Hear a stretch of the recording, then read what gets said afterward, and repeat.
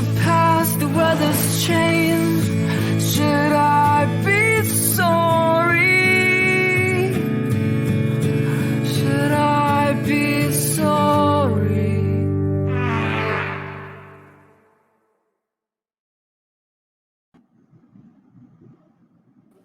Hi everyone. Hi, welcome to our live session today.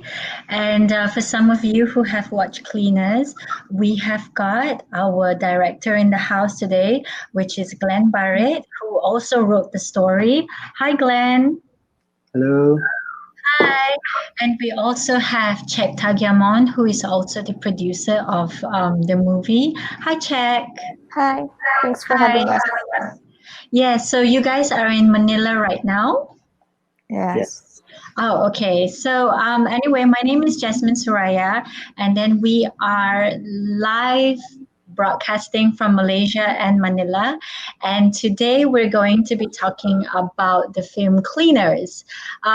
So Glenn, maybe you could explain a little bit about the film. Like, for some of you who have not watched, we saw that the trailer is black and white, and then it has a very highlighting viewpoint about it, which is the color of some characters, not all. So maybe you can explain a little bit on that, because I think that's the most prominent key feature of the whole film.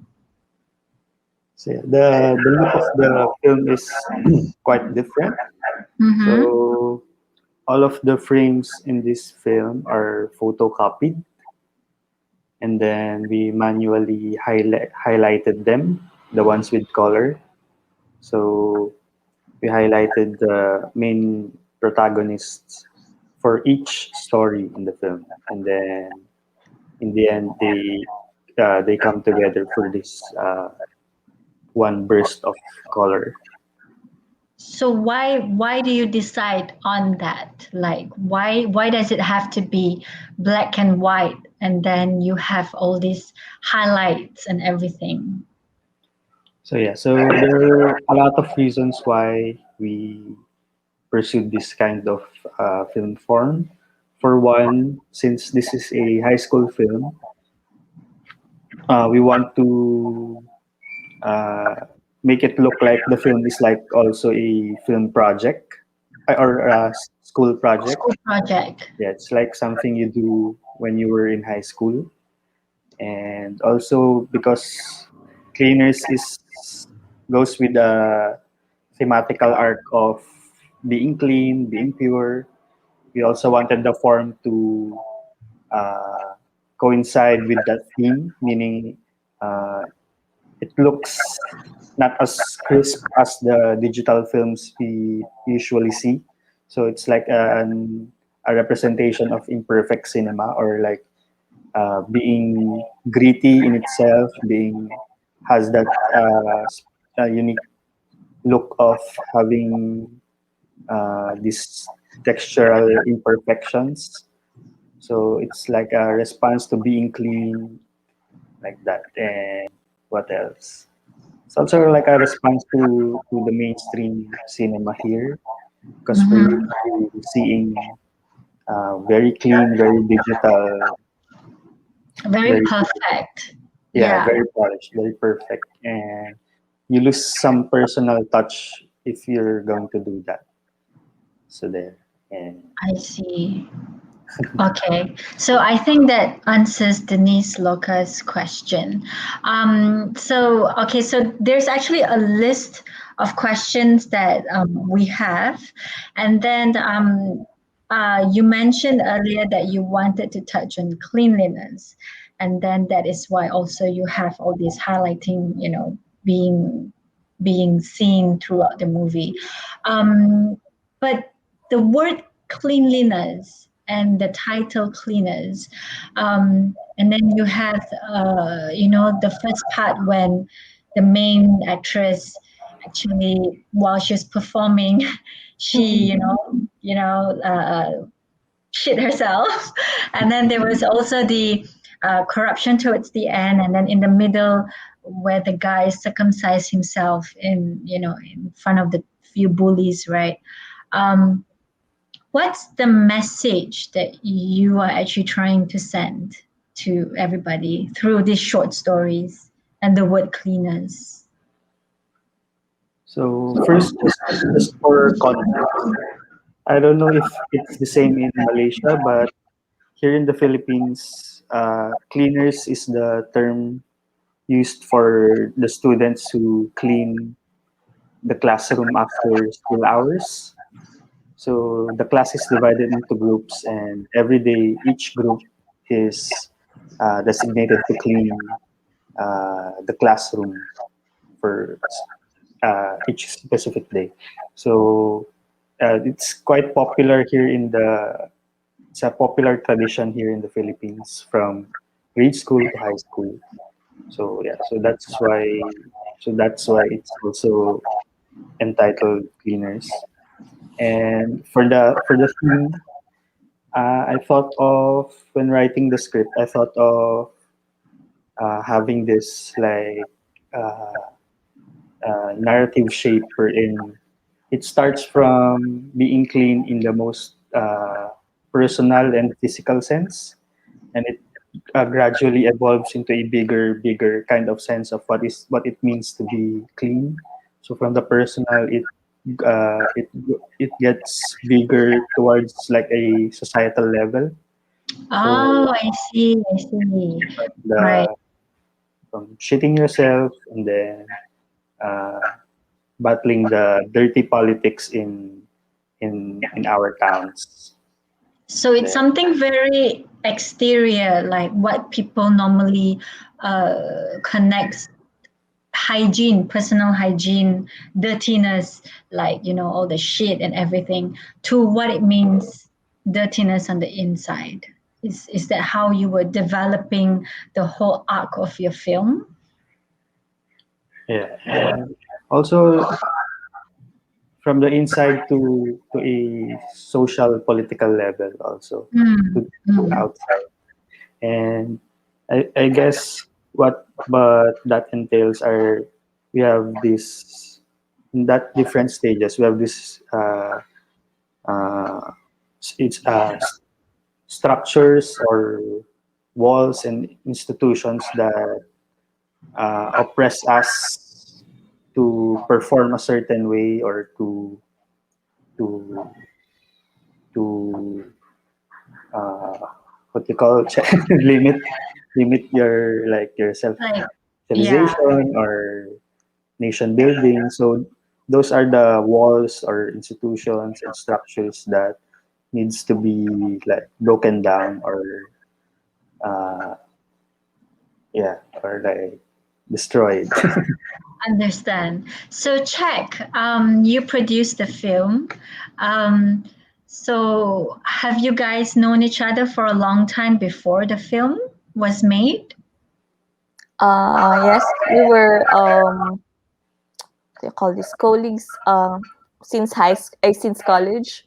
I So see. we've known each other. We've collaborated in many films before.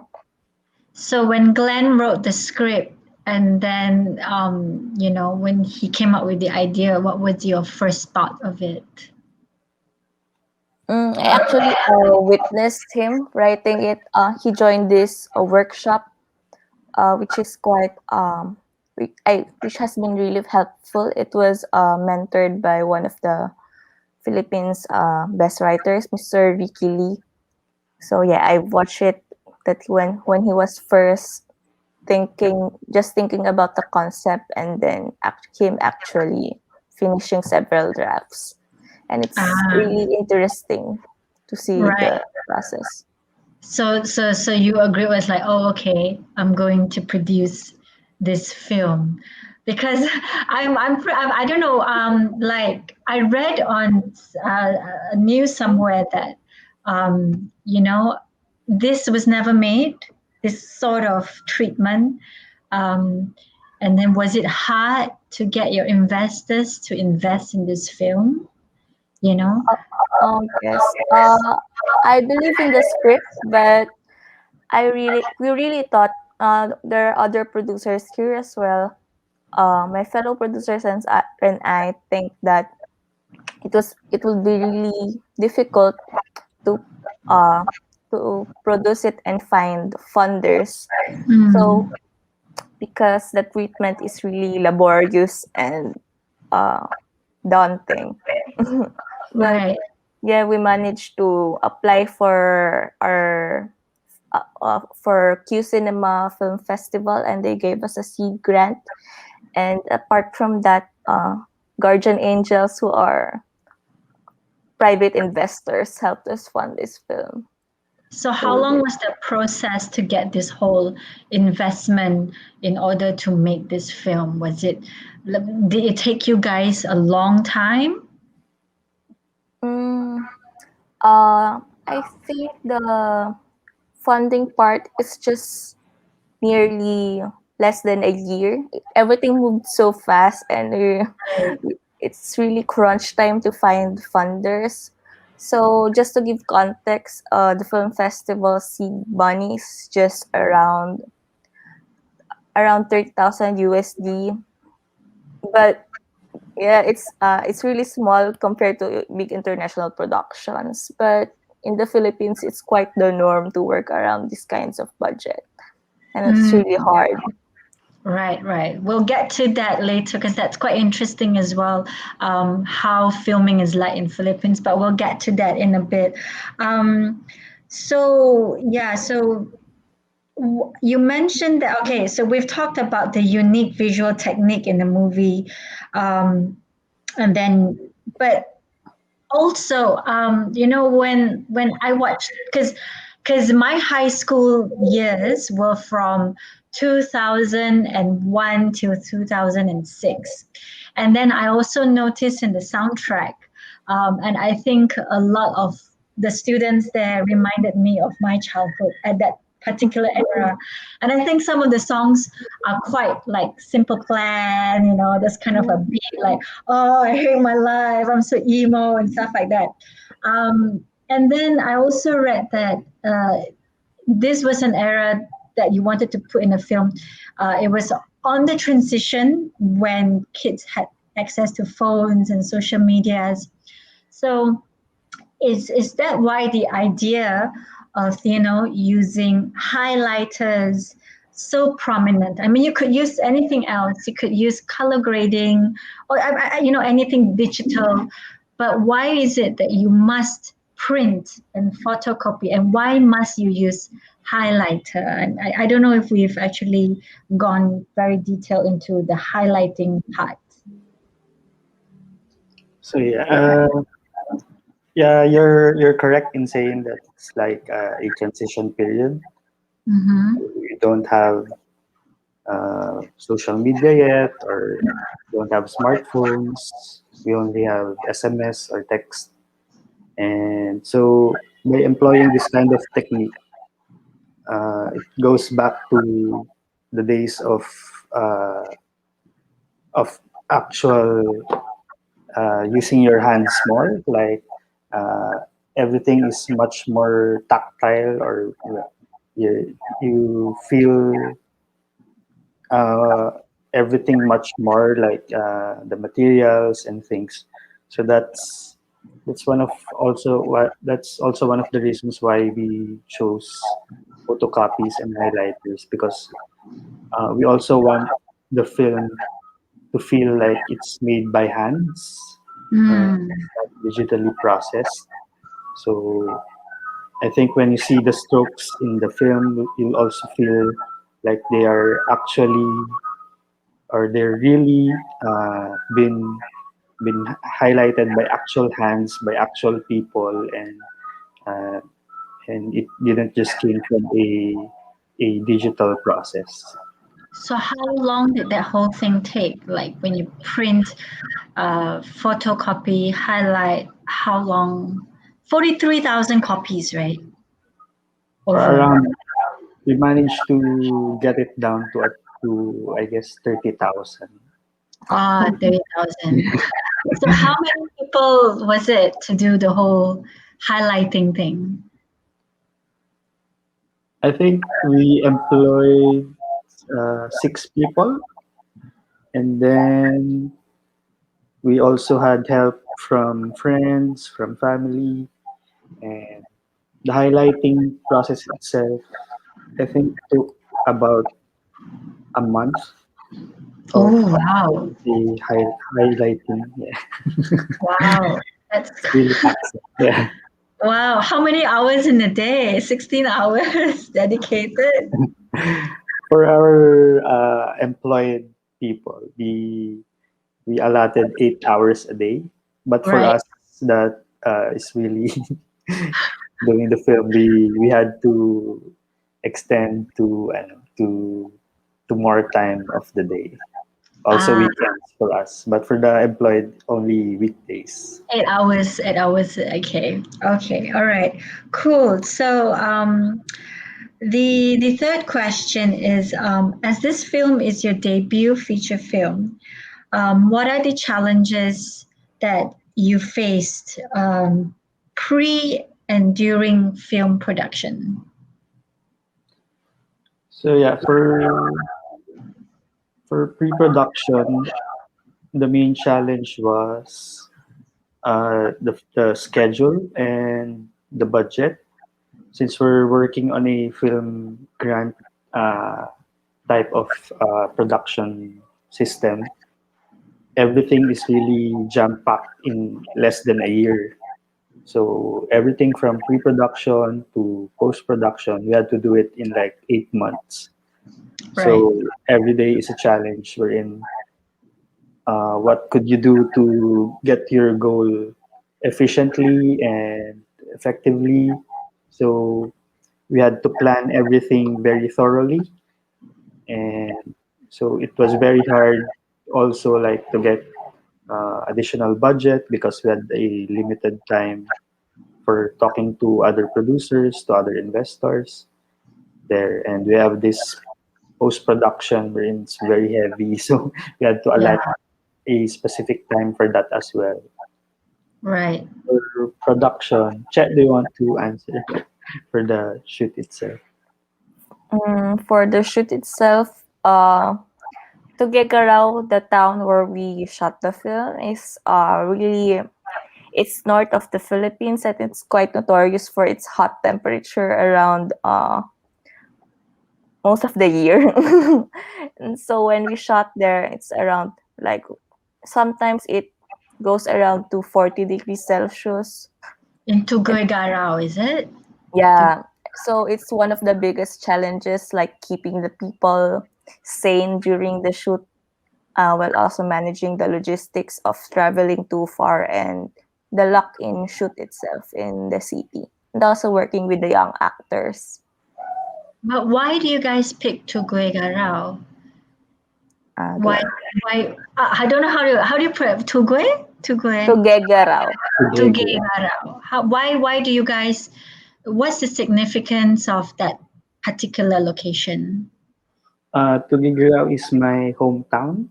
Ah, okay. Yes, and that's where I did my high school years. The same school that the students Yeah, were in.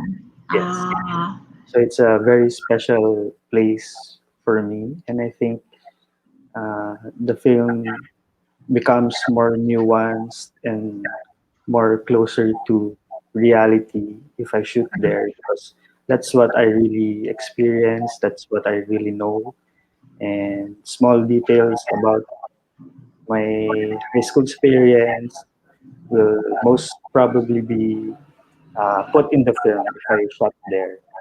So there's and also specific cultural aspects of the town itself can be incorporated there. It's also the first feature film that is entirely shot there. So yeah. mm, right.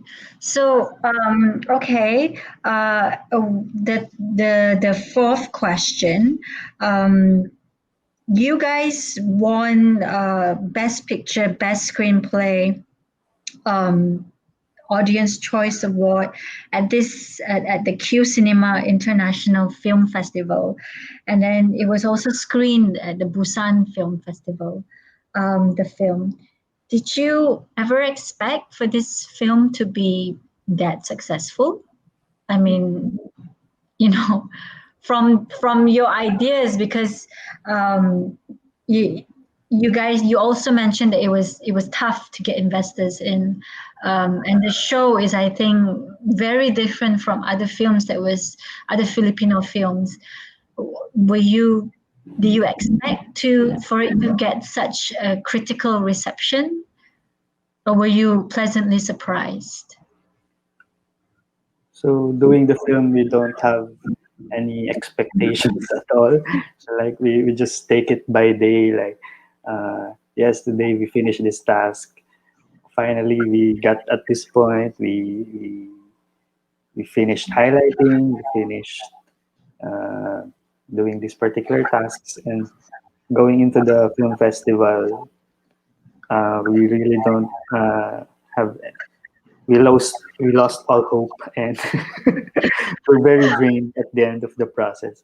So it's Right. like it's a very pleasant surprise that we won this particular award. It's very I must admit that it's also very rewarding for us, for the crew, for the cast who helped make this film or complete this film. Do you think, this is just, a question out of the blue? Do you think that this film would be able to encourage other filmmakers to start, perhaps, going on a journey of a different tone of filmmaking in the future, like being more experimental, or maybe open the eyes of investors, of people who give out grants, that okay, maybe we can be a little bit more risky, in that sense. Do you think this film could open that perception, or is it still very hard for a lot of filmmakers to be experimental in the Philippines? Yeah, we can only hope that uh, it gets or uh, it inspires other filmmakers to get more riskier, and we actually don't know if it will happen, but we hope it would, because the mainstream cinema field right now, it's very repetitive, most of Right, it is, and right. it's But very has any filmmakers come up to you and said like, "Oh, Glenn, thank you for making such a film. It's so okay." there's yeah. It's a But very also different style of filmmaking, I must say. It's very different. I must say, yeah. may But I it's just a very good thing. that I hope it also inspires the people from the regions outside Mhm. of the metro of the capital, because most of the films are also uh, Manila centric or capital centric. So I hope it inspires other filmmakers from the outskirts of the Philippines as well to produce their personal films, personal stories. Right. Okay. So we have a question from Ellen. What attracts Glenn to feature your film at MIFFest this year? Ah, because Malaysia is like a sister country. It's like very near Philippines. So I guess maybe I'm interested to show if there's like similarities cultural wise, if our film is also relatable to the Malaysian audience. So because some of the details in the film are very specific there. Mm. I know I've asked this question to check earlier, but for some of you who missed it out, the earlier interview, how do you feel when the first time you read the script, and then what attracted you to accept this producer job for this film? I know we've talked about this earlier, but in case for some of them who kind of came in a little bit late, yeah. What I felt when I first read the script, it was um it was a really good script written on paper, and it's exciting to imagine where the process would take us. But yeah, like I said earlier, it's really scary. The technique that Glenn wants to do, he's so crazy, but I believe in him. um, my fellow producers and I. And what's the other question? Uh, Um, mm, what? what? Oh, I think you're Yeah, on. yeah. Yeah. Okay. So, uh, Glenn, how long have you planned for this script? Is something very close to your heart? So, how long did it take you to write this? When I was writing it, it was 10 years after my actual high school in 2018. So there. And I've been mulling it over for quite some time the uh, during 2018. But it is only when we had a script writing workshop that I fully developed it. The the script writing workshop, like what Chet mentioned earlier, The is for curriculum. weekly, yeah. And we developed it in, I guess, in 3 months during that lab, and continued it outside the lab as well, polishing Mm. it further. I guess it's 6 months in total writing Oh, this. right, right. 6 months in total. Okay. So, were there any changes from your original script to the final outcome? I mean, as you were shooting, right? I mean, sometimes there were some changes happening. Were there any major or minor changes from the original script to the final outcome? Mm, what is what is clear from the start was the thematic arc of the film, from a uh, from the physical to the social. So that was something that did not change. And but the some of the episodes or the stories in the film changed and entirely. So there are new additions to the film, and also as the production progresses, there are quite a lot of changes along the way. Like we had to drop a certain character, we had to add character like that. So yeah, so I see. the script really evolved as time progressed. Ah, okay. So speaking of the characters, right? Most of the actors are new actors. So they've never acted before, is it? Yeah. Um, and then could you maybe elaborate why, first of all, why do you pick new actors? And second of all, how did you find them? Do you cast them? Do you have like a, casting page on Facebook or something? Or you went to the school and then you go and like, do you want to be the actress? How did you find them, and why did you get new actors? So for the first question, uh, it is a non-negotiable to me that we cast non-professional actors because the the cast or the actors from Tugigarao are the ones that can portray the characters more realistically in Mm, terms of the nuances of language, of Tugigarao humor, and actually the looks itself of the characters is it adds a certain level of texture to the film. So yeah, so by doing this, it becomes more nuanced. It becomes closer to reality of what we experience, as compared to hiring professional actors. It loses the illusion or the that flavor of being from there, being a local, the like. And casting, maybe Chet can answer for this. The actual cast. Hmm. The process in the casting, we did auditions in Tuguegarao. We've been back and forth from Manila to there to find the actors.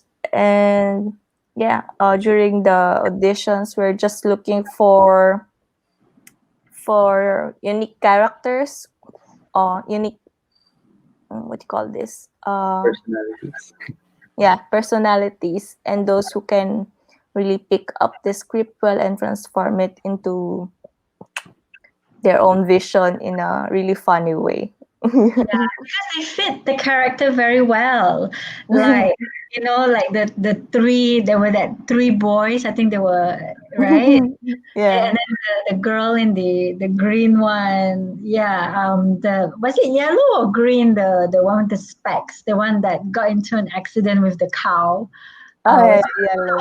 sorry, got into an accident with the horse. So they fit the character very very well. Huh? Okay, cool. All right. This is a question that I'm actually particularly very interested in. Let's talk a little bit about the soundtrack of your film.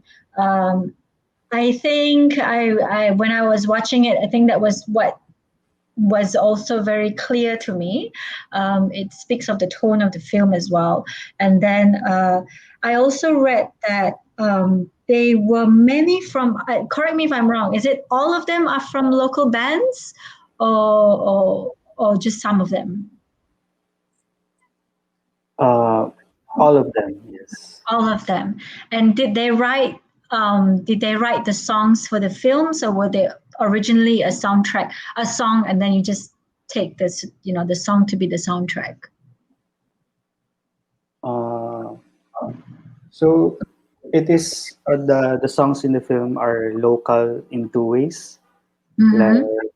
some of the songs are from Tuguegarao City itself or from Tuguegarao artists, while some are like on or famous on a national level there. So and most of the or all of the soundtracks from the film are not made for the film or they are already existing. Yeah.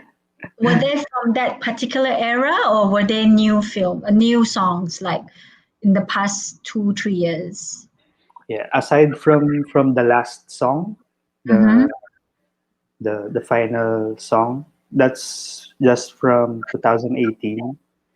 But the rest are especially the emo songs. Those Yeah. are from that particular era because here in the Philippines, bands during 2004 to 2008 are very famous. Like there's a resurgence of Filipino music during that time. Mm. So those were the songs that we put into the film. I see. So we have a question from Ho Hok Dung. Glenn, what are the film references that you use in making this film? Were there any films that influence you? Yeah, so there are a lot of references in the film. One is A Trip to the Moon by George Méliès. It's like a very old film Mm-hmm. wherein actual film stocks were manually painted to have color. Black and white films were manually painted to have color. So that's one. The other is Loving Vincent.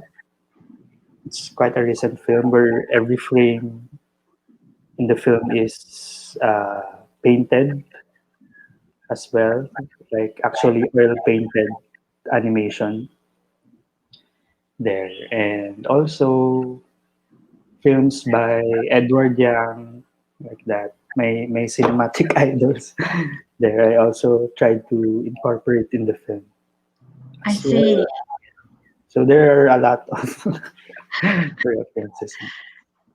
And another question from May June. Hi, Glenn.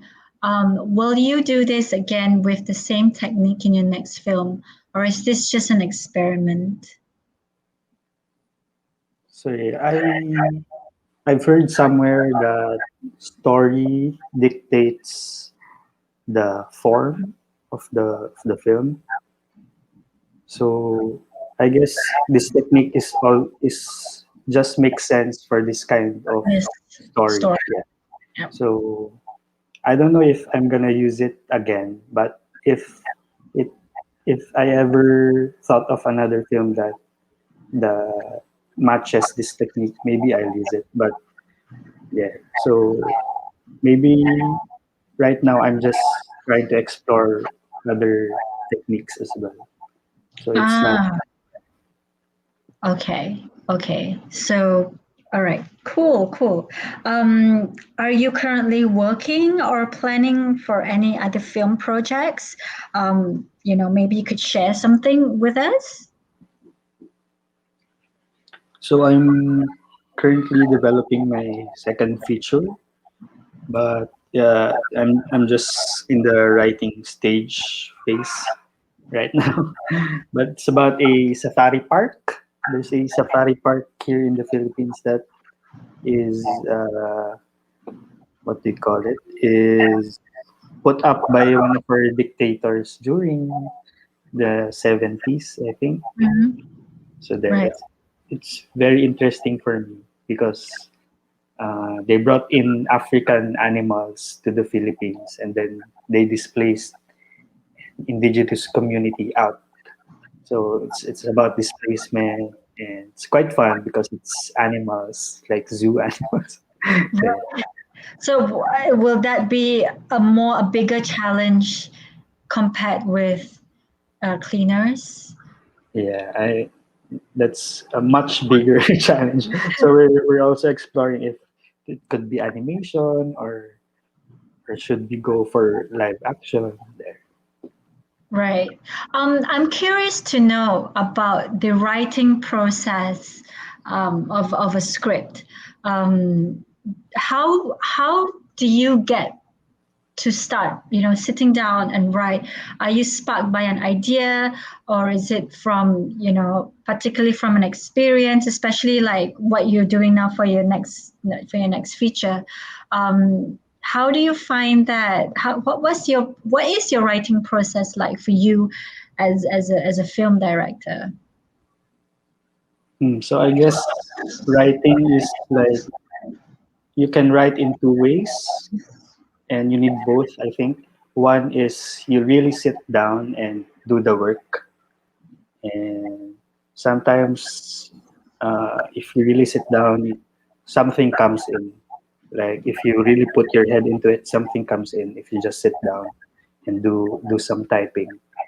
The other is like just living your life. So that when you do that, like things from everyday things, you just you just really absorb and put it into a film somewhere or there. So it gets channeled to your script in a way. So Right. when you listen to music, when you talk to people, when you read books, or when you go out. So all of those things channel into script writing. Yeah. But Right. Okay, cool.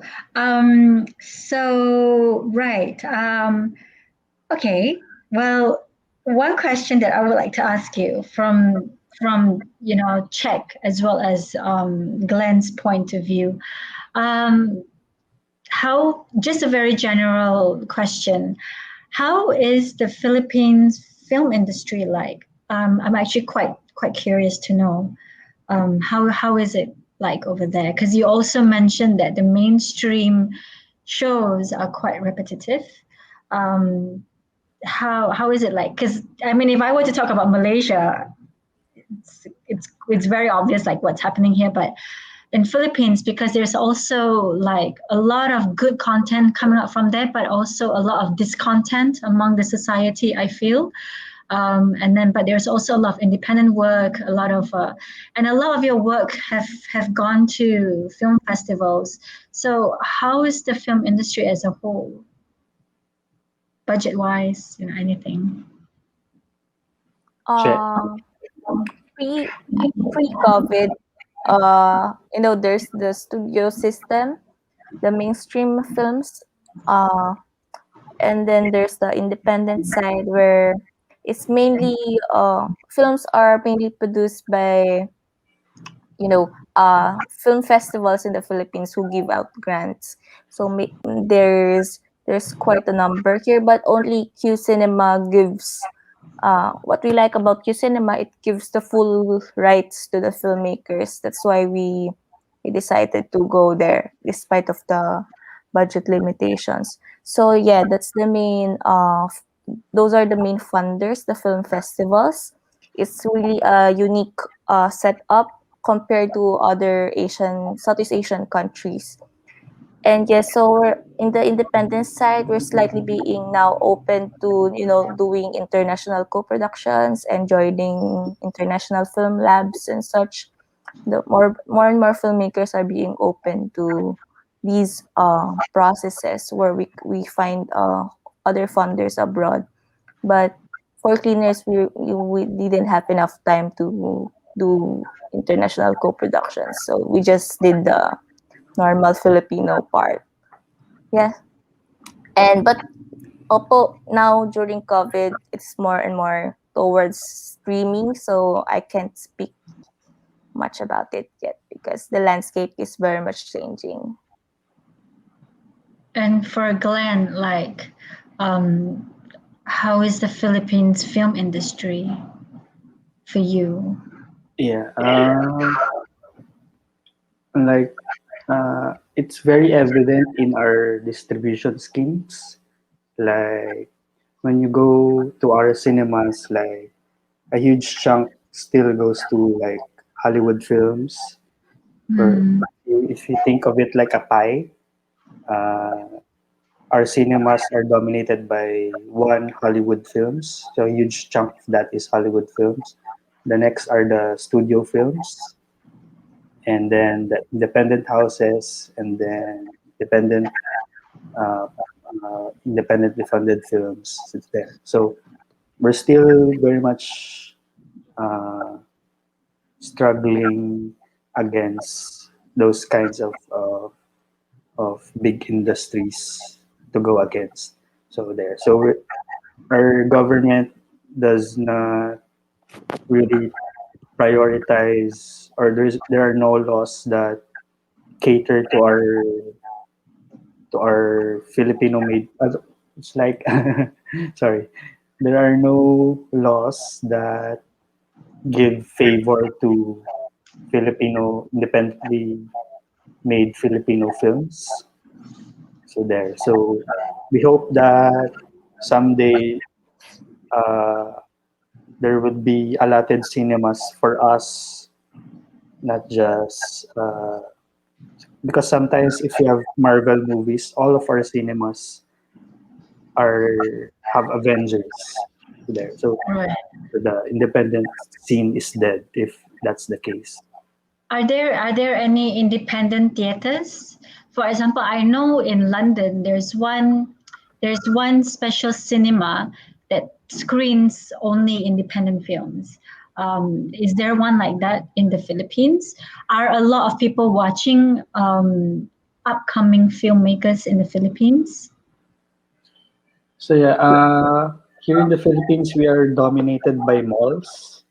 Mm-hmm. So so with all of those malls, all of those malls have theaters, big theaters.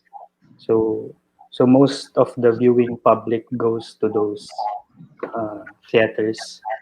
But slowly we're having a a trend of micro cinemas. It's like a independent cinemas wherein it's just a room and independent films can screen there. So yeah, so slowly we're having alternative means of theater distribution. And do you think if you had a bigger budget to do cleaners, what parts of the changes that we will see in the film, let's say if you had a bigger budget, what sort of change will we see? Like, Maybe I'll allot more on paying my crew.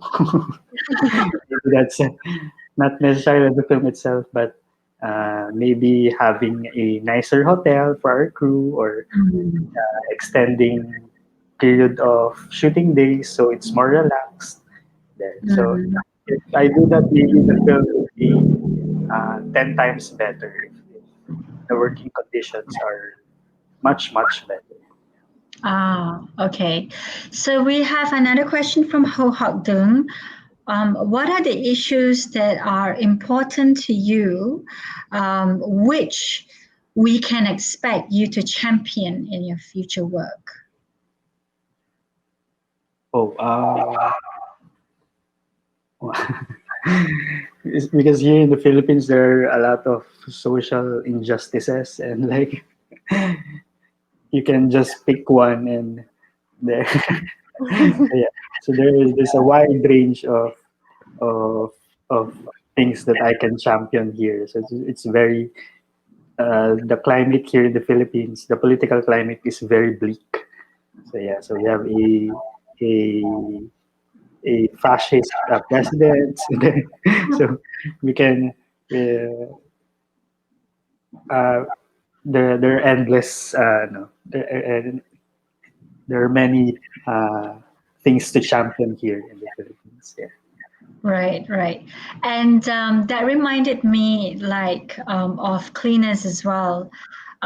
There were a lot of sexual elements and bullying element in the film Cleaners. Maybe you could elaborate on that as well as being the key point, apart from the whole theme of um, what does clean mean, you know, in terms of those two, like what it means to you. Do you suffer? Do you witness those growing up? So yeah.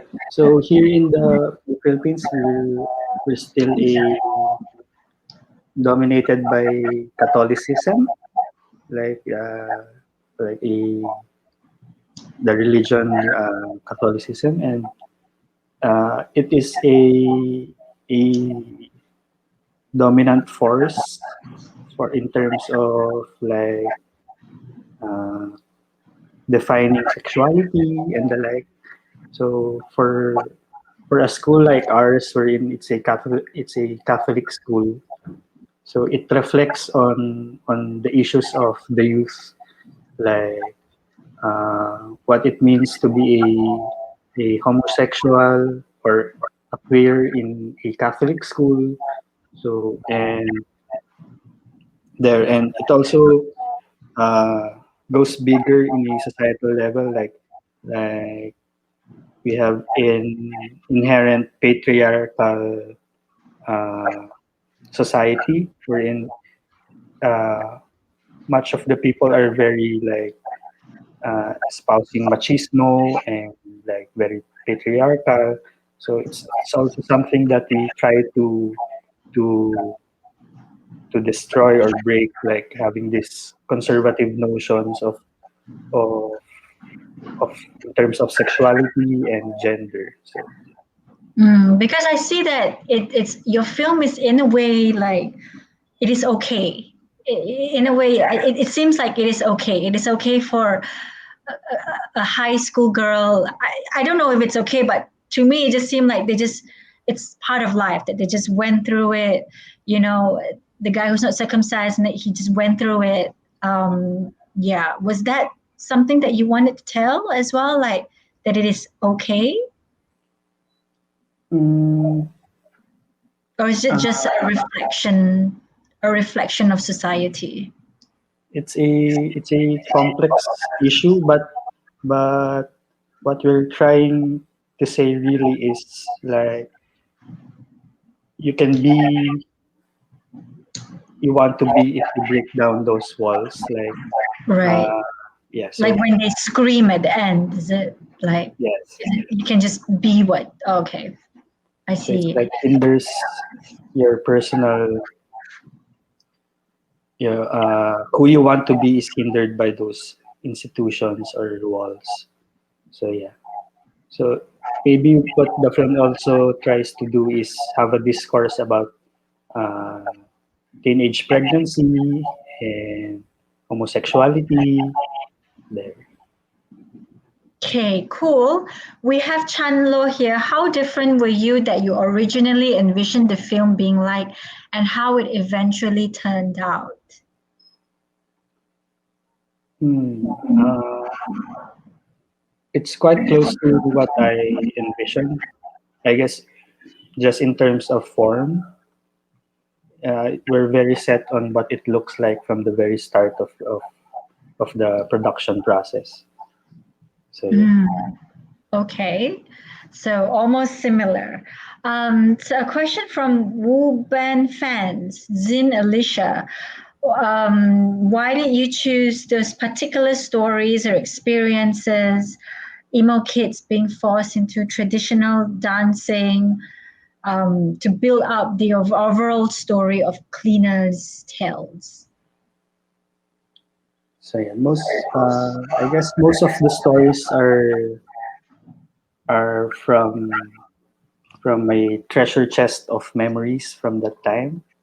So yeah, so we have a classmate who's emo.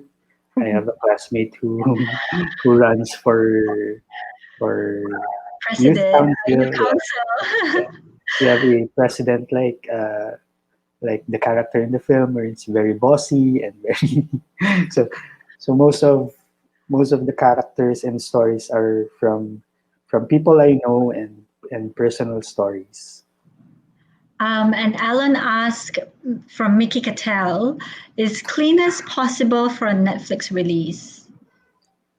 Yeah, that's something we're trying to do for for quite some time now. We're trying to have it be released in Netflix or in other streaming platforms.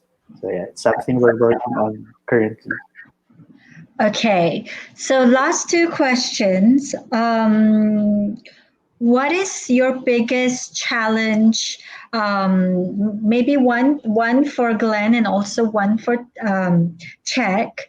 For Glenn, is what's the biggest challenge of being a feature film director?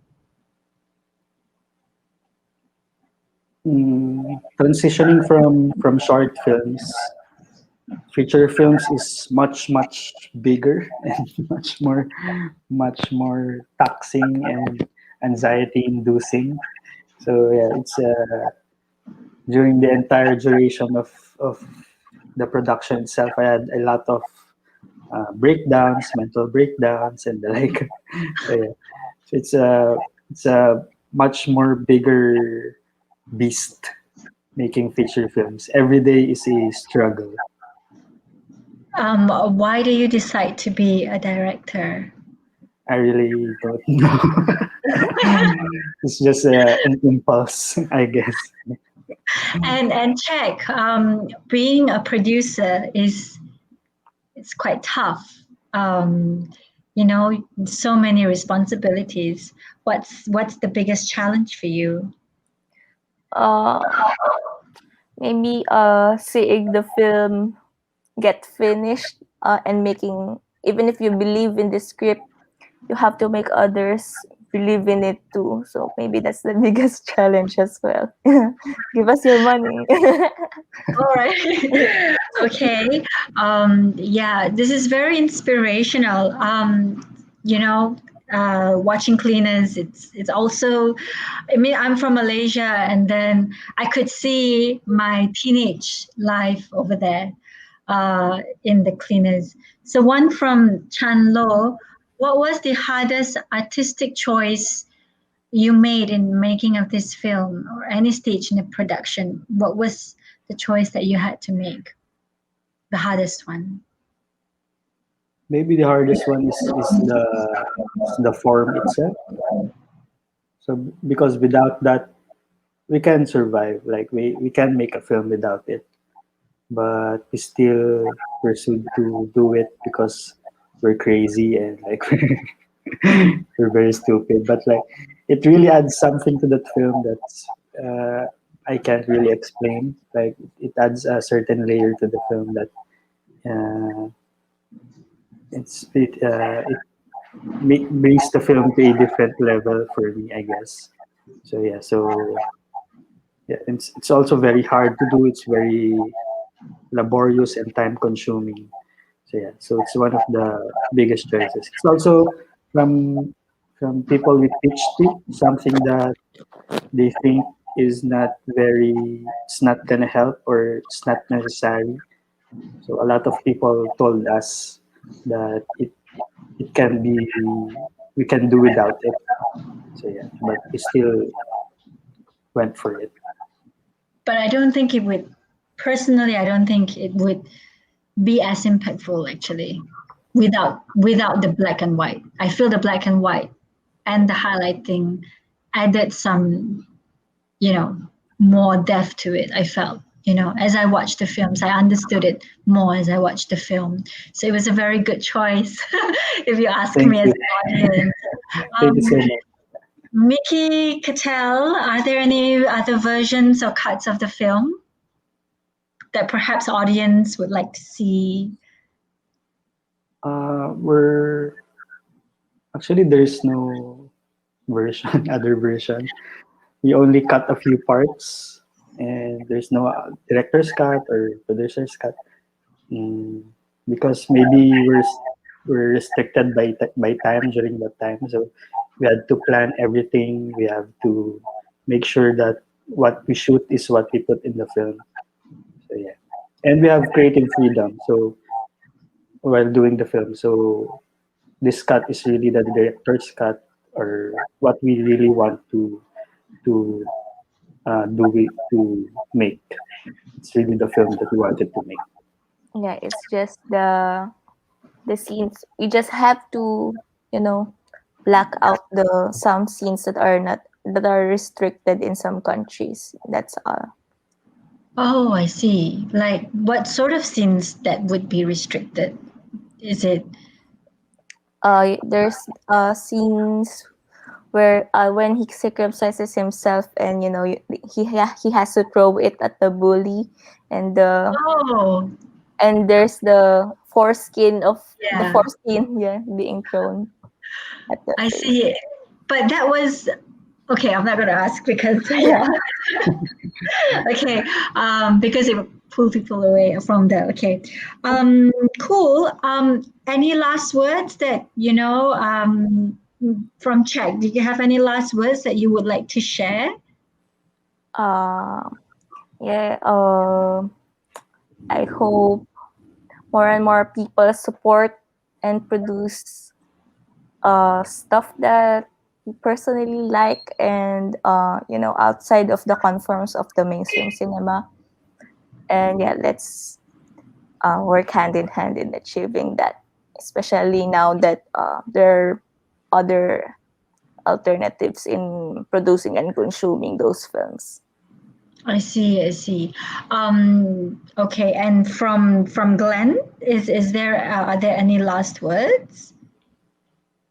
Just thank you to MIFFest for introducing our film to the Malaysian audience, and thank you to the entire team of MIFFest, and to you as well, Jasmine, for Thank.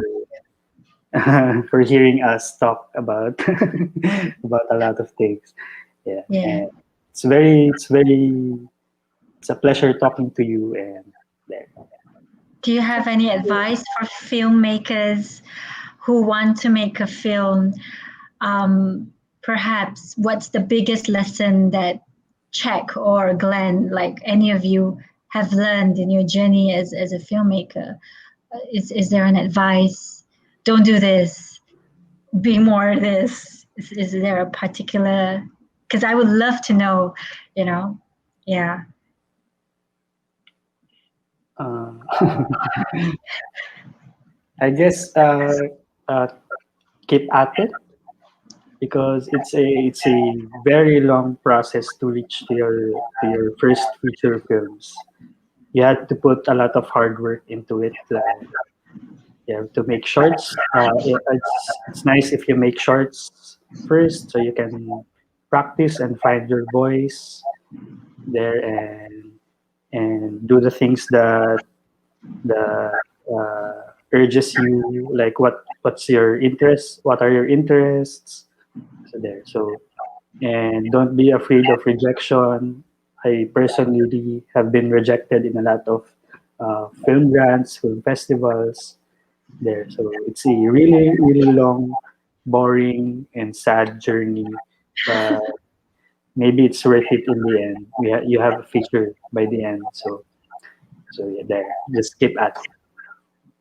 All right. Thank you so much, guys. Thank you so much. Thank you. Movie. Thank you so much. Bye. Bye.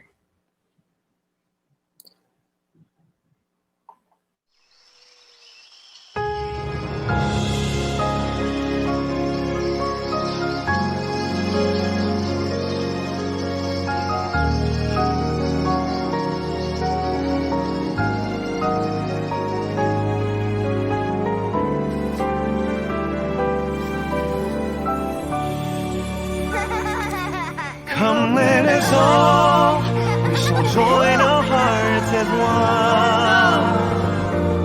one. Uniting love is the only way to break the barriers. Come let us all, we shall merge our souls for tomorrow. We will celebrate the fruits of seeds that we planted yesterday. For all